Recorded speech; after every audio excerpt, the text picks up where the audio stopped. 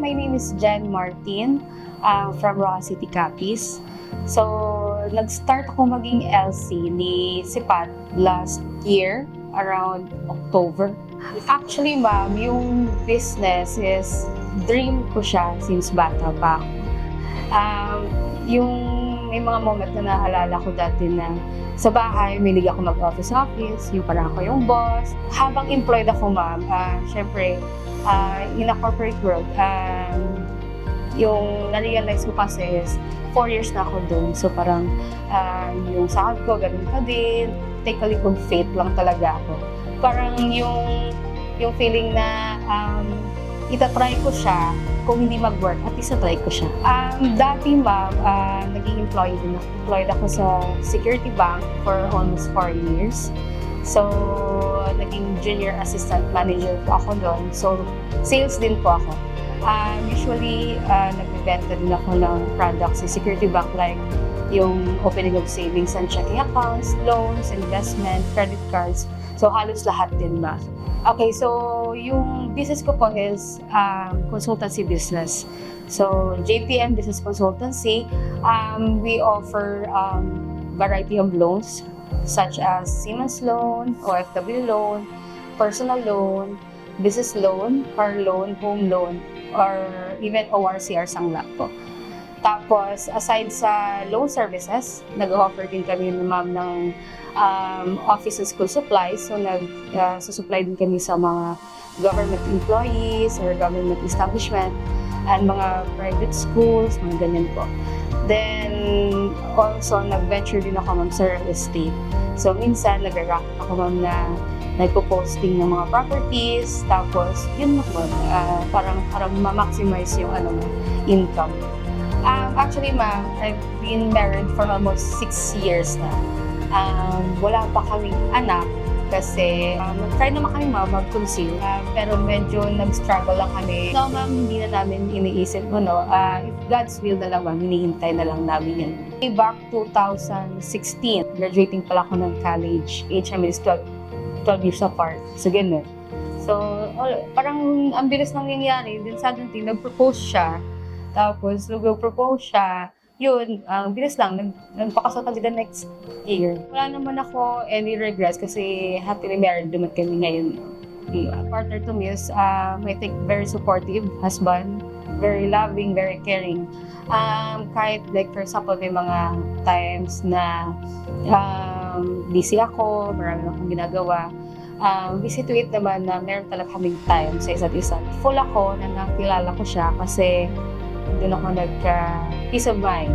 During pandemic kasi, ma'am, nasa Security Bank pa ako. So, nag-work ako, ma'am.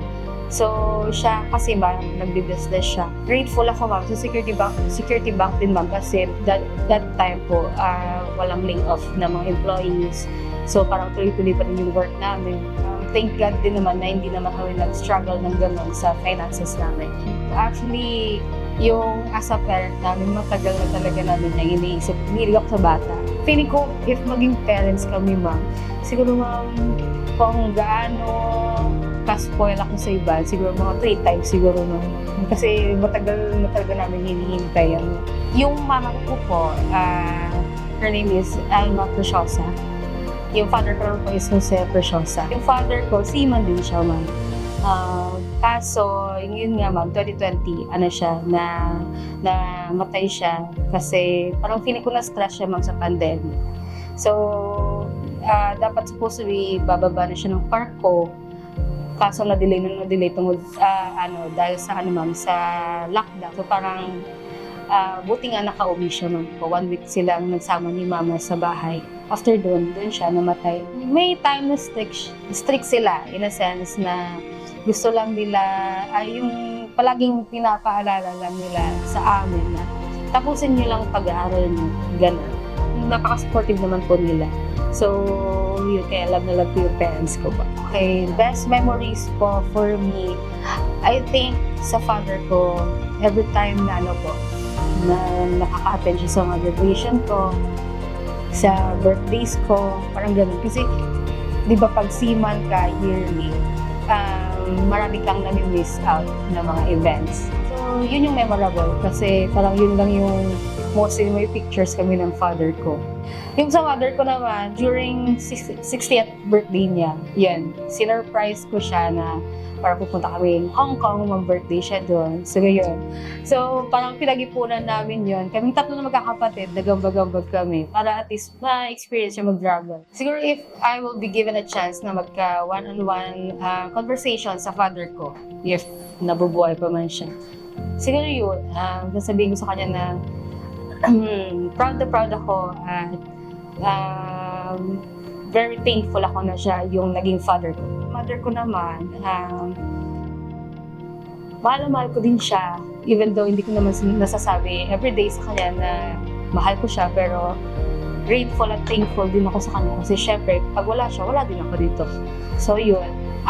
As an LC po, actually ako very aggressive ako when it comes to sales. As much as possible, yung tina-target ko, every day may nakakausap talaga kaming clients. Kasi privilege din yan. Kasi imagine, hindi ka man employed na may fixed salary, pero as an LC, nabibigyan ka ng freedom, time, and income also. Grateful din ako na naging LC ako, kaya forever ko siyang i-treasure at i-cherish din ko. Pagiging LC naman, ma'am, grateful talaga ako na kilala ko yung si Pat kasi nadagdagan yung ino-offer ko na loans. Amazed ako honestly sa OFW at saka Siemens loan ni si Pat kasi imagine 1 to 3 days process tapos walang collateral. Online pa yung process. So parang very convenient, hassle-free sa mga clients. So sa una, yes, mahirap talaga man kasi yung nahirapan ako, ma'am, hindi ko alam kung paano siya i-market. Alam ko talaga siya online kung paano. Then yun, na-discover ko nga ito dapat gawin. Tapos nung tinay ko, ayun, nagdabi yung input. Kasi kailangan talaga magtiyaga, mag-reply ng client. Kasi kapag hindi ka nag-reply, wala ka talagang client. Yung si Bat Iloilo, ma'am, very supportive talaga. Tapos, talaga ako na sa kanila ako nag-start na branch. Kasi imagine if walang ganyan ka-supportive na branch, mabilis na mawawala yung client.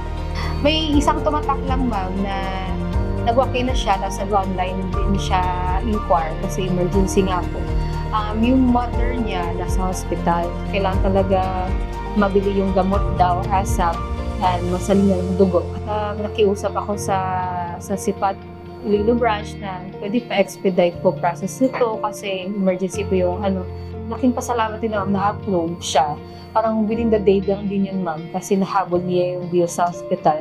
Every now and then, nagme-message siya sa akin, parang kinakamusta ko din siya, kinakamusta niya din ako, ma'am. Parang yung isa din yun, ma'am, sa nagustuhan ko kay Sipat. Kasi hindi lang ako basta nagsisell or nag-market or nagbebenta ng loans, parang nagbibuild din ako ng relationship sa clients.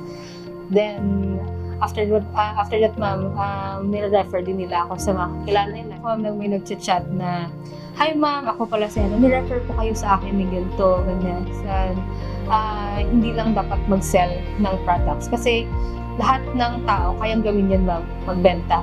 Pero yung building a relationship towards your client, forever ka nilang maaalala yun, ma'am. Tips na mabibigay ko sa mga gusto maging LC ni Sipat. First of all, siguro dapat maging matyaga ka at masipag. At the same time, once meron ka ng client, make sure na alagaan mo sila. As much as possible, kahit madaming questions si client, kahit madaming requests, sige lang, tiyagaan nyo lang kasi eventually tatatak kayo sa isip ng bawat kliyente pag tinagaan nyo silang kausapin, tapos the same time, yung pagtato sa kanya parang friend lang, parang gano'n lang. So, kailangan tiyaga, sipag, tsaka good relationship sa mga clients yun. Siguro 5 years from now, being a loan consultant, gusto ko sana makilala yung GPM Business Consultancy, not just for loan services, but also for office and school supplies, tsaka real estate business. So gusto ko sanang magka-branches din siya, mag-expand, Kasi paano at least, for loan business, madami akong matulungan na client na mga OFW at saka seafarers.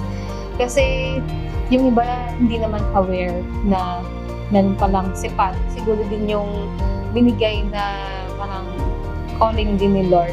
In a sense na binigyan ako ng income at the same time makatulong din sa ibang tao. Kasi yung goal ko talaga, ma'am, is not just to sell, but to serve din po sa mga clients ko po din.